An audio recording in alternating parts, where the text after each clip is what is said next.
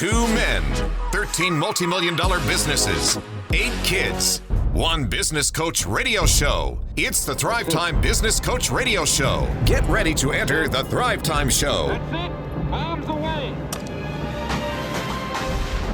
Yes, yes, yes, and Thrive Nation, we've got a quick one, but a powerful show for you today. We're talking about self-actualization 101 with Steve Currington. Steve Currington, welcome onto the show. How are you, sir? I'm amazing. How are you, Clay? I am doing very well, and I want to talk to you about self-actualization. Self-actualization is the term that was coined by Maslow. You've heard of Maslow's hierarchy of needs. Mr. Maslow, he studied positive psychology. What makes people happy? Gotcha. As opposed to, like Freud, what makes people fall in love with their mothers? You know, that kind of stuff. He didn't study the Electra complex or the Oedipus complex of why do men love their mothers and why do daughters want to marry their dad? That kind of weird Freud stuff, that's not what Maslow focused on. Maslow focused on positive psychology. And to summarize some of his findings, he created this thing called Maslow's hierarchy of needs. I'm showing it to you now. It's a triangle. At the bottom, you have air. You know, most people want to breathe air, water, food, shelter, little things like sleep, clothing, physiological things that you need to survive. Food, shelter, sleep, safety, that kind of thing. Now, the next, you go up. Once your physiological needs are met, food, water, shelter, then you move up into the safety zone where you want to be safe and feel safe. Right. The third would be you move up for love and belonging where you're looking for people to say, I love you, Dad. I love you, I love you, Dad. Dad, I love you. And then the next you move up is esteem. You're like, I'm loved, but now I need to feel good about myself. I need to have respect, self-esteem, status, recognition, strength, freedom, that kind of thing. But the final version, the final step is self-actualization. A desire to become the most that you can be, to be the best of the best. And that's why I have you on the show, because today you are wearing Yeezys, which are the best, most expensive tennis shoes a man or woman can buy. How much are the shoes that you're wearing right now? This pair I got for $601, but I had to pay StockX to verify them and ship them. So I think they booked out at about $650. Could you explain what they look like to the listeners? Oh, they are green like my Lambo, and the soles glow in the dark. Okay, and so they were how much? netted. How much were they again? Well, you bid on them on StockX, so I won the bid on these for $601. My second pair, I thought I was going to really get a deal, so I bid $581. Here's a little investment tip for you. I've heard this about Yeezys. If you buy one pair, they're how much? $600. They were $650, I think, by the time. But if you buy two at the same time, one for you and one for me, they're only $1,400.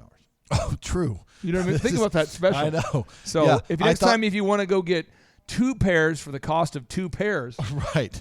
It's a new thing that a lot of people are doing where you just spend double, but you feel like you got a deal. Wow. So if you ever feel the need to take advantage of that special offer, where the first pair is how much again?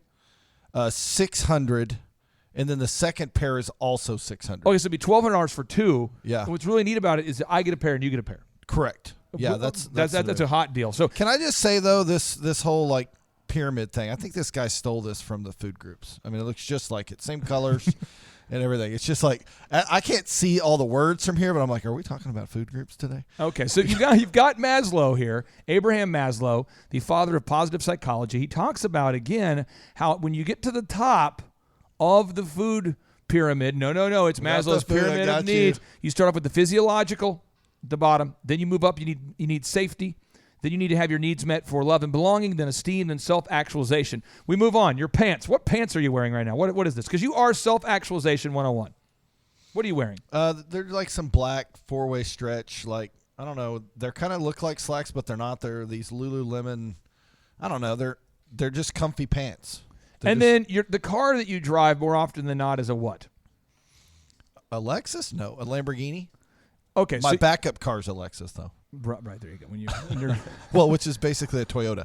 What's it like to struggle through life and drive a Lexus as a backup vehicle? I know it's you should write a book about the just dealing with adversity. Yeah, and what it's like when my Lamborghini doesn't work and I have to drive my Lexus. What it's like when you're getting a new wrap and you can't drive your Lambo.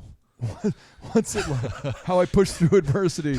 So anyway, so again, you move up Maslow's hierarchy of needs, and as it relates to you, your needs, your self-actualization is you love Yeezys, you love Lamborghinis, and you have a shirt that's a cartoon of you and your buddy and your YouTube show, Lambros. Now, I'm just saying that because everybody out there, we need to write down, we need to define what it means for us to be successful. We have to define what it means for us to be successful, for you to be successful, because I would not want a Lamborghini. I would not want to travel as much as you do, but you do.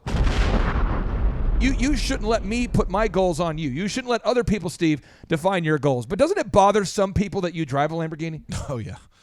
What kind of comments have you heard from people as it relates to negativity about you driving a vehicle? Well, when I met Joel, the veteran, one night at dinner, he said that...